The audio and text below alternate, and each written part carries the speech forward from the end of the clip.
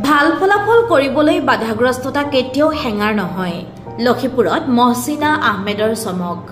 গোৱালপাৰা জিলাৰ Lakhipur SB high school সোণামুইৰ শাৰীৰিক বাধাগ্ৰস্ত ছাত্ৰী এগৰাকীয়ে সদ্যঘোষিত মেট্ৰিক পৰীক্ষাত ভাল ফলাফল কৰি অঞ্চলটোত চমক দেখুৱাবলৈ সক্ষম হৈছে। জনামতে SB হাইস্কুলৰ ছাত্ৰী মেচাৰভিটা গাঁৱৰ আবু আছাদৰ কন্যা মহচিনা আহমেদ জন্মৰে পৰা হাত দুখন আছিল। ঘৰুৱা কামকাজৰ লগতে লিখা পঢ়া কৰাটো যথেষ্ট অসুবিধাৰ সন্মুখীন হৈছিল। কিন্তু মহচিনা আহমেদে ধৈৰ্য হেৰুওৱা নাছিল। মাকে ঘৰুৱা কামত সহযোগিতা আগবঢ়োৱাৰ লগতে কিতাপৰ পাত ওলোটাই দি সহায় কৰিছিল পিতৃ আবু আছাদে। দুখন হাত নথকা ছাত্ৰী মহচিনা আহমেদে সদ্যঘোষিত মেট্ৰিক পৰীক্ষাত 63% নম্বৰ পাই প্ৰথম বিভাগত উত্তীৰ্ণ হয়। মহচিনা এই ক্ষেত্ৰত মাক দেউতাক স্কুলৰ শিক্ষক আৰু সৰ্বশিক্ষাৰ সমল ব্যক্তি ছফিউৰ ৰহমান আৰু অতিৰিক্ত সমল ব্যক্তি মতিউৰ ৰহমানৰ শলাগ লয়।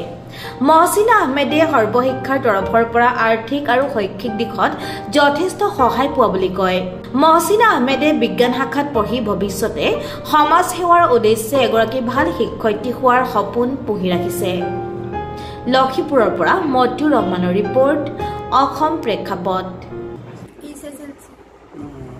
কোন ডিভিজন?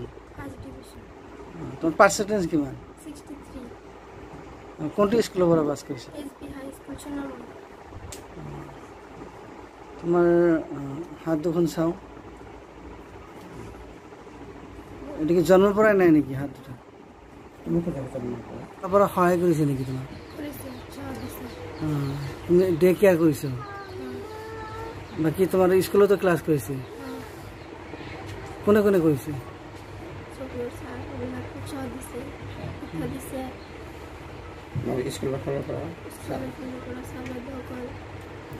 এতিয়া কি পঢ়িবা তুমি? বিজ্ঞান। ভৱিষ্যতে কি হবা বুলি আশা কৰিছে?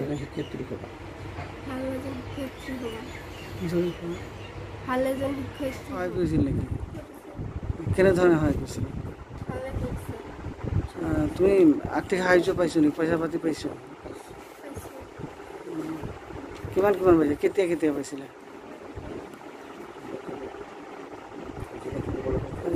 আপুনি কওকচোন, আপুনি পিতৃ হয়, আপোনালোকে কেতিয়া কেতিয়া পইচা পাইছিলে? 2000 তিনিবাৰ দিছিলে 6000 টকা আৰু এবাৰ কিছুমান বাইদেউ 5000 টকা দিছিলে।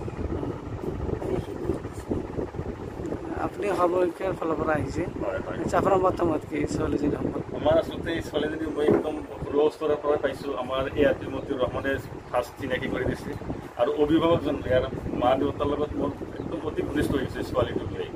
আমি সময়ে সময়ে মাগৰাকী আমাৰ ডিএগ্ৰেড যায় উৎসাহিত কৰোঁ সেইটো ভালকৈ পঢ়াৰ কাৰণে। মানে তাইক লৈ আমাৰ এটা সপোন আছে, যিহেতু আপোনাৰ দেখিছে তাৰ যিটো অৰ্থনৈতিকলি ডেভেলপমেণ্ট বাচ্চা, এইবাৰ হায়াৰ ছেকেণ্ডেৰী ভালকৈ পাছ কৰি মানে এতিয়া সি শিক্ষয়িত্ৰী হ'ম বুলি কৈ আছে। কিন্তু মই ভাবিছোঁ তাক আৰু অলপ ট্ৰিটমেণ্ট কৰি তাৰ মানসিকভাৱে তাক আগবঢ়াই লৈ যাতে আৰু IS বা SCS তেনেকুৱা কম্পিটিশ্যন পৰীক্ষা কৰিব পাৰে।